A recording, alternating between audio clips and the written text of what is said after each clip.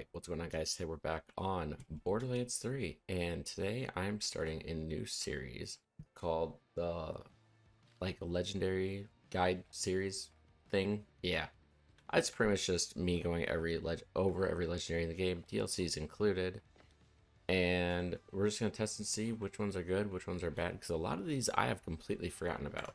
Like the one that we're going over today, the Alchemist, I completely forgot this thing existed. Which is kind of crazy because when the game first came out 2 years ago, this was actually one of the best legendaries you could get, especially on Mo's, because it's a Torg AR with sticky bullets, and every time you reload, they explode and does a load of damage. But the only problem is, it does self-shock damage. Why?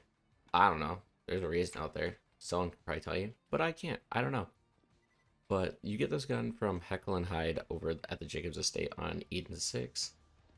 Right behind the Unstoppable. Well, kind of right behind, but not a lot. But we're going to just go ahead and test this out here. Yeah, if you want to use this gun, please make sure that you have lifesteal. Otherwise, you're just not going to have a good time. Now, is the gun bad? No, not at all. That would just be completely unreasonable to say. The gun is decent. Don't let my bad gameplay trick you.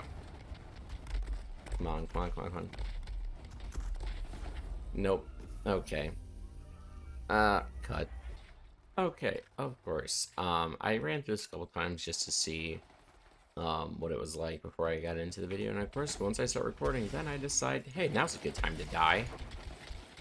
So that was actually Remnant, that wasn't the gun. What is... I guess the splash damage on this thing is a lot stronger than I originally thought. That guy's dead. And the self-shock damage also is clearly a lot stronger than I originally thought, but I think that's also part of the reason that I'm dying. Oh, Remnant, you love to take skills from me. So the initial impact is pretty garbage, which is something you can expect with the Torg stickies. But the actual explosions themselves aren't too bad. Like, I can't say this is a bad gun. It's definitely usable. But I just don't like having to wait to reload to be able to get my damage off. That's just not how I play the game. If you are Mo's or Black and can set this up to do major damage, then you know what? Fair game. Fair game, you know. You can probably do a lot better than I am, but it's just not my playstyle.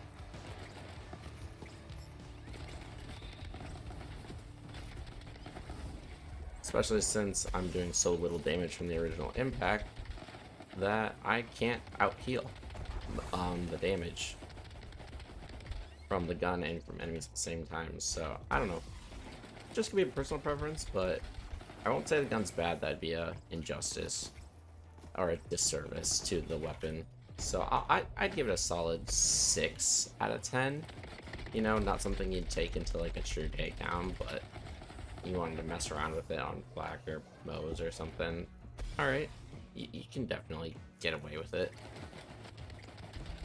But just do watch out for the self-damage and don't down yourself, realistically, especially if you're flacking using this thing.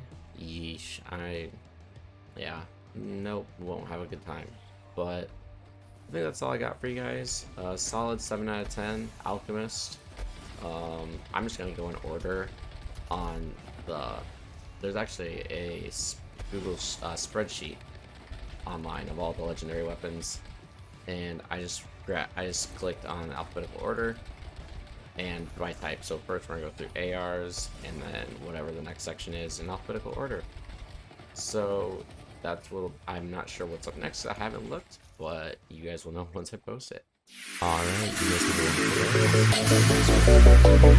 it.